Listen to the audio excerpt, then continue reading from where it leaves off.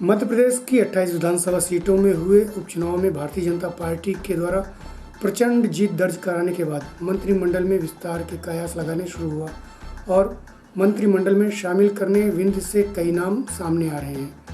ऐसे में शीर्षस्थ नेताओं की बयानबाजी भी शुरू हुई और इस बार कैबिनेट में विंध्य क्षेत्र से विधानसभा अध्यक्ष के चुने जाने की चर्चाएं तेज हो गई और इस दौड़ में देवतलाव विधायक गिरीश गौतम सीधी से केदार शुक्ला का नाम सामने आया।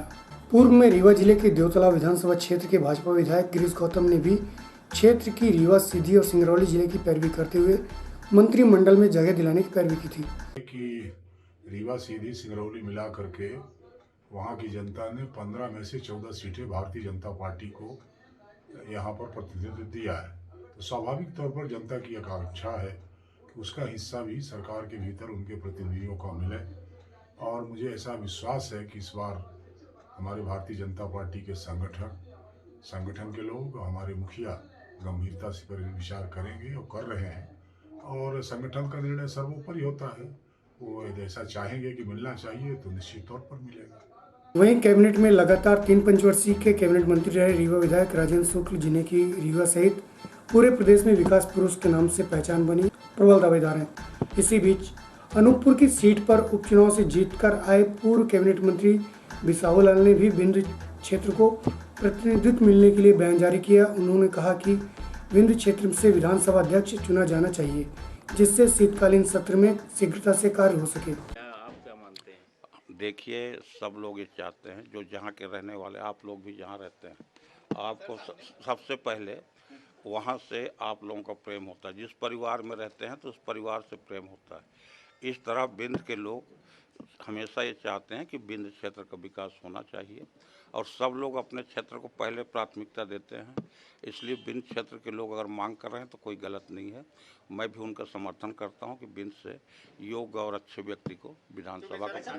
वहीं इन सभी कयासों पर पूर्ण विराम लगाते हुए रीवा विधायक एवं पूर्व कैबिनेट मंत्री राजेंद्र शुक्ल ने पार्टी नेतृत्व पर भरोसा जताया तथा उन्होंने कहा कि पार्टी नेतृत्व मंत्रिमंडल के विस्तार पर निर्णय करेगा और इस पर स्वयं शिवराज सिंह चौहान कार्य करेंगे।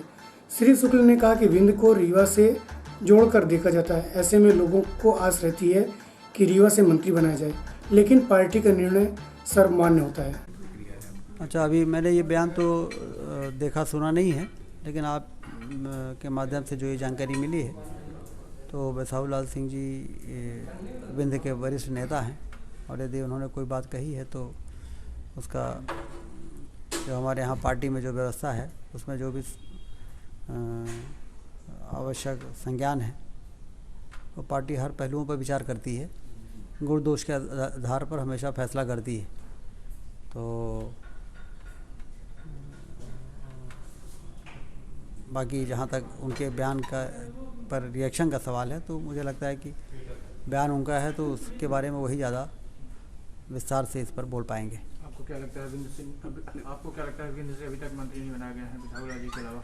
ये मत कहिए कि विंध्य से मंत्री नहीं बने हैं। 3 मंत्री बने विंध्य से, राम खिलावन पटेल जी, मीना सिंह जी और बिसाहू लाल सिंह जी स्वयं 3 विंध्य से मंत्री हैं।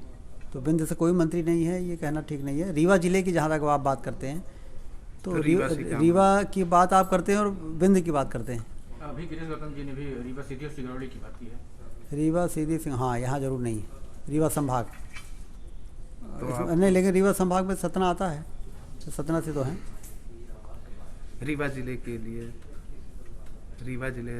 लिए मंत्री कोई अपेक्षा?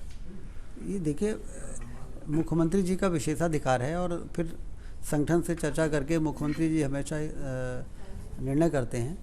तो वो लोग जब हर पहलुओं पर बेहतर विचार करके निर्णय करते आए हैं तो आगे जो भी बेहतर निर्णय करना जरूरी होगा निश्चित रूप से होगा। रीवा जिले की विकास गति को कहीं कोई विराम तो नहीं रहा? सवाल ही नहीं उठता है।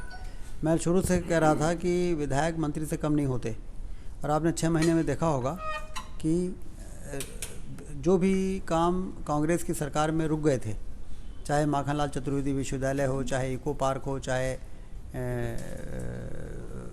बाढ़ सागर योजना का, बहुती प्रपात का, बहुती नहर का अधूरा काम हो, आपने अखबारों में देखा होगा उसका टेंडर निकल गया करीब 300 करोड़ का। तो जो भी कांग्रेस के ज़माने में विकास के काम रुक गए थे, वो हमारी सरकार आते ही हम लोगों ने जोर लगा के और अपने अपने स्तर पर उसको शुरू करा दिया है।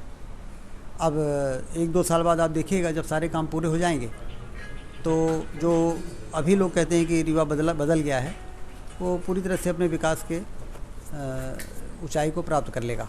तो विकास का जहाँ तक सवाल है, उसमें कोई असर नहीं पड़ेगा।